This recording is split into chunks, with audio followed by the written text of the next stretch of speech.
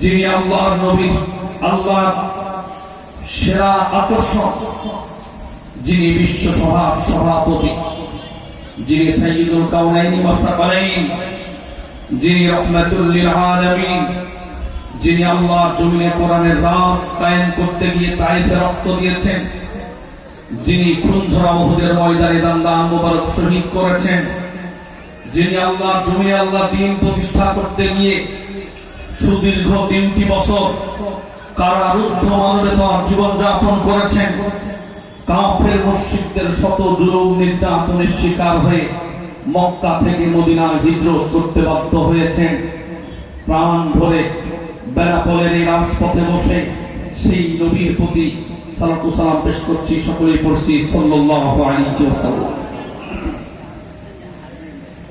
খুব সময় অল্প, এই অল্প সময়ের ভিতরে নবীজির আগমনের উদ্দেশ্য সম্পর্কে কয়েকটা কথা শুনি আমরা মোনাজাত করব ইনশাআল্লাহ। কষ্ট হবে? প্রচন্ড গরম, অনেকের চেহারা দেখতেছি ক্লান্ত শ্রান্ত, গরমে আমরা কষ্টে আছি। তারপরেও বেনাপোলের এতগুলো আলেম এক জায়গায় হওয়ার ইতিহাস বেনাপোলের মানুষ আর দেখে নাই। কথা বলেন ঠিক কিনা? আমার ভাইয়েরা, আলেমরা যদি এক হয়ে যায়, তাম বাংলাদেশে কোন জালিম স্বৈরাচার মাথা চালা দিয়ে মাথা উঁচু করে দাঁড়াতে পারবে না। কথা বলেন ঠিক কিনা? আমার ভাইয়েরা, আল্লামা দেওয়ার হোসেন সাইদি সাহেব বলেছিলেন যে ধর্ম নিয়ে যখন বেশি বাজে কথা বলা হয়েছে, ইসলামের উপরে আঘাত আনা হয়েছে, হুজুরদেরকে ধরে জঙ্গি মৌলবাদী তকমা দেওয়া হয়েছে, তখন সাইদি সাহেব বলেছিলেন যদি তোমরা বেশি তেড়িবেড়ি করো 16 কোটি ঘোড়া ধরে ঝাঁকি দেবে, মামু বাড়ি দিল্লি যে পড়। এখন আছে কোথায়? কথা বলে শুনতেছি পাশেই আছে, চট করে ঢুকে পড়বে। আর আমরা চট করে ঢুকা পড়ার অপেক্ষায় আছি, জনগণ ফট করে ধরে ফেলবে। কথা বলে ঠিক কিনা? আমার ভাইরা, শুনতেছি বাইরের রাষ্ট্র থেকে ষড়যন্ত্র করতেছে।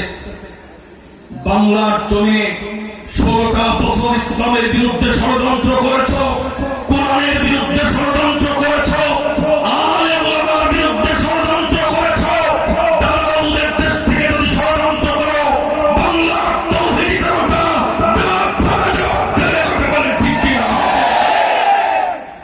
ষড়যন্ত্রগুলো নস্যাৎ করার জন্য তাওহীদি জনতা ওত পেতে বসে আছে। কথা বলেন ঠিক কিনা? আমার আলোচনার বিষয় দেওয়া হয়েছে বিশ্বনবী কেন আসলেন, এটা জানার দরকার আছে না নেই?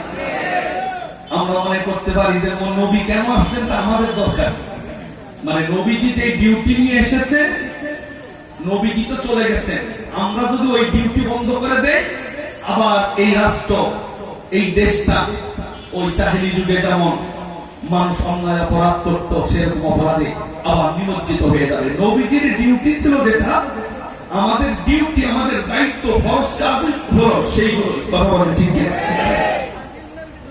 আমি এখানে নোট করেছি সংক্ষেপে, ক্লাস নেওয়ার মতো করে কথা বলবেন ইনশাআল্লাহ। সংক্ষেপে 9টা দায়িত্ব, বড় বড় দায়িত্ব, অসংখ্য দায়িত্বের ভিতর থেকে কোরআনের আয়াত দিয়ে আমি বাছাই করে নবীজির বড় বড় 9টা দায়িত্ব কথা বলবো, যেই দায়িত্বগুলো আপনার উপরে